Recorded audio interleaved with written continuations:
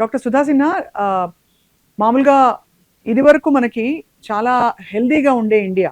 భారతదేశంలో ఎవరిని చూసినా కష్టపడి పనిచేసేవారు, బాగా పుల్లలా సన్నగా ఉండేవారు, ఎక్కువ బాడీ ఫ్యాట్ ఉండేది కాదు, అరుదుగా క్యాన్సర్ లాంటివి వినేవాడు. అలా హెల్దీగా ఉండే ఇండియా ఇవాళ అన్హెల్దీగా మారిపోయిందంటే ఏమేమంటే, మనకి ఫాస్ట్ ఫుడ్స్ అని కొంతమంది అంటారు, బర్గర్లు తినొద్దు అని. అంత పడి పడి ఎవరు రోజు తినేరు కూడా, బట్ ఎక్కడో యాడ్ అవుతూ అవుతూ అన్హెల్దీలోకి వెళ్ళిపోతున్నాం. ఏంటి, why have you become so unhealthy?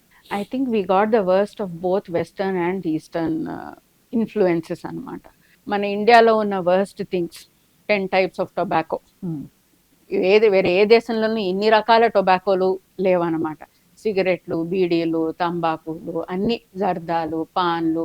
So ఈ ఇన్ఫ్లుయెన్సెస్ ఏమీ తగ్గలేదు. ఇప్పుడు మనం వెస్టర్న్ కంట్రీస్లో చూస్తే స్మోకింగ్ హ్యాస్ కమ్ డౌన్ అనమాట. మనకి ఇట్లాంటివి ఏమీ తగ్గలేదు. రూరల్ ఏరియాస్లో cervix cancer is still very high. Vaccinations ఇంకా చేరలేదు అక్కడికి. సో అవన్నీ ఆ రిస్క్ ఫ్యాక్టర్స్ ఉన్నాయి. సో మనకి ఇండియాతో పాటు వచ్చే రిస్క్ ఫ్యాక్టర్స్ ఫర్ క్యాన్సర్స్ ఏమున్నాయో అవి ఉన్నాయి. అది కాకుండా ఓవర్ టైం మన life style has become an western life style అనమాట. సో మన డయట్ మారింది, మనం సెడెంటరీ లైఫ్ స్టైల్కి అలవాటు పడిపోయాము. అవసరం కూడా. ఇప్పుడు నేను పొద్దున్న వెళ్తే హాస్పిటల్కి, సాయంత్రానికి నా వాచ్ చూసుకుంటే 2000 స్టెప్స్ కన్నా ఎక్కువ ఉండదు అనమాట. కానీ రోజంతా కూర్చునే పని చేస్తాము.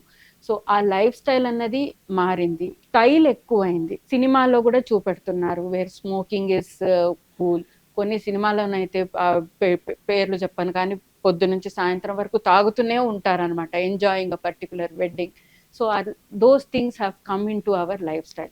So the worst of Indian lifestyle and the worst of Western lifestyle rendu kalsai manaku kabatti I think we are seeing more and more diseases in our country. Right. I think na theory. And diseases లేని పరిస్థితుల్లో wellness అయితే లేదు 100%. మనకి ఏదో ఒకటి ఏమీ లేకపోతే ఒక బేస్ లైన్ అయిపోయింది, insulin resistance, fatty liver grade 1. Correct, అవును. అది మినిమం అందరికి గ్రేడ్ 1 కదా అంటారు అందరూ. అలా తయారై ఉన్నాను.